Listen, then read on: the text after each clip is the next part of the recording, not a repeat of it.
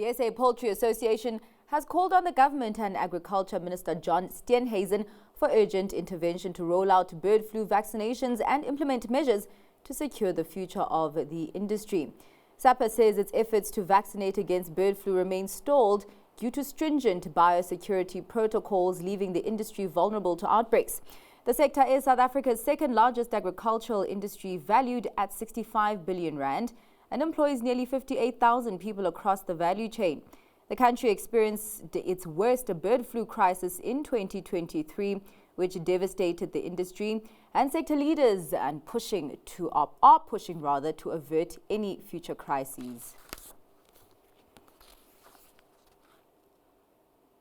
Transnet will come to market within the next 6 months to seek private partners for a series of new rail and port projects. This as it pushes ahead with reforms that will open up South Africa's logistics industry and mobilize substantial private investment to tackle the logistics crisis. It plans to put a 20 billion rand new manganese export terminal in Ngqura out to market in May and come back to market with a project to upgrade the container corridor between Durban and Johannesburg. The slew of projects gives effect to the government's roadmap for the freight logistics industry and aligns with the conditions that the finance minister set for Transnet when he granted it a 47 billion rand guarantee at the end of 2023.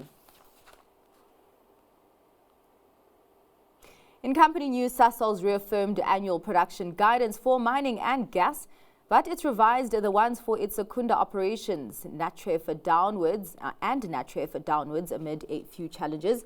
These relate to ongoing coal quality complications, along with the impact on gasifier and equipment availability. Natref, meanwhile, experienced a fire at the beginning of this month, and repairs to address damaged supporting piping and infrastructure is expected to be completed before the end of February. Supergroups flagged lower half-year profit. The transport and logistics firm expects its headline earnings per share to decline by at least 19%. Supergroup says high interest rates and rising living costs continue to negatively impact demand within the fast-moving consumer goods sector. It's also pointed to challenges like cabotage laws preventing Zimbabwean hauliers from operating into Dar es Salaam, along with a significant decrease in local export volumes, border delays and slow turnaround times at South African ports. Cashbuild has laid the foundation for a good year. South Africa's largest building materials retailer has posted a 5% rise in revenue during the firm's half year. This was largely led by gains at its local operations. The group says by the halfway mark it had 318 stores trading. Oando is expanding its upstream portfolio. The energy companies won a bid to operate an oil block in Angola. It says the block represents significant exploration potential, and this win, coupled with its recent acquisition of the Nigerian Agip Oil Company, bolsters its upstream portfolio and reflects its commitment to driving regional growth and energy security. The block has 2 exploration wells with estimated prospective resources of 770 to just over 1,000 million barrels of oil. Further afield, TikTok still could not be downloaded from the Apple and Google app stores in the United States, trapped in legal purgatory by the 2 tech giants.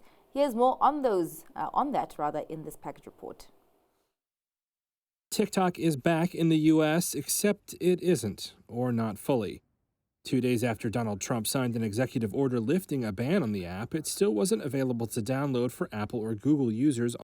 Exactly why wasn't clear. The tech giants didn't comment, and analysts say they may be waiting for legal advice. They point out that Trump's order delays but doesn't yet cancel a ban that punishes firms which host or distribute TikTok. The app's apparent return had delighted some users and left others uncomfortable crediting the president. I'm thrilled. I cried last night, actually, while we were out when I realized it wasn't working. Says thank you for your patience and support. As a result of President Trump's efforts, TikTok is back in the U.S. We continue to create, share, and discover all the things you love on TikTok. Feels like you're kissing the ring. Chinese-owned TikTok had faced a ban over allegations, strongly denied by the firm, that it could pass data on U.S. users to Beijing. Trump has said he could approve the app if the U.S. gets to own a big stake in it, possibly through a sale to someone familiar. Are you open to Elon buying TikTok? I would be if he wanted to buy it, yeah. The new president has said he could impose sanctions on China if it doesn't agree to a deal. He's given himself 75 days to decide on a course of action. For now, that leaves U.S. users in limbo and resorting to desperate measures. Some have tried to change their country location to fool Apple or Google into allowing a download. Others have spied a possible profit. Over 1,500 phones with TikTok installed were listed for sale on eBay on Wednesday alone, with one priced at $40,000. And shares in Puma fell sharply by 18% after the company reported lower Q4 sales and a decline in annual profit, raising concerns about its competitiveness in the market dominated by Adidas and Nike. Here's more on this. Puma shares slid 18% on Thursday. The German sportswear brand reported lower than expected fourth-quarter sales and a decline in annual profit. It raises questions about its ability to compete against bigger rivals Adidas and Nike. The weak results late on Wednesday came after Adidas reported strong sales and profitability. Puma has legwork ahead in order to boost its brand and take a bigger slice of the $400 billion global sportswear market. The company has been trying to launch new trends, such as the motor racing-inspired Speedcat, but JP Morgan analysts said sales trends for the Speedcat have been weaker than expected. The market also remains dominated by Adidas's retro Samba trainers. New fast-growing brands like On Running and Hoka have also shaken up the sportswear industry.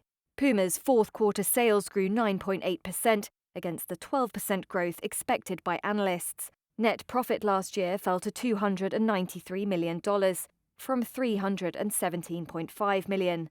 That was in part due to higher interest payments on its debt.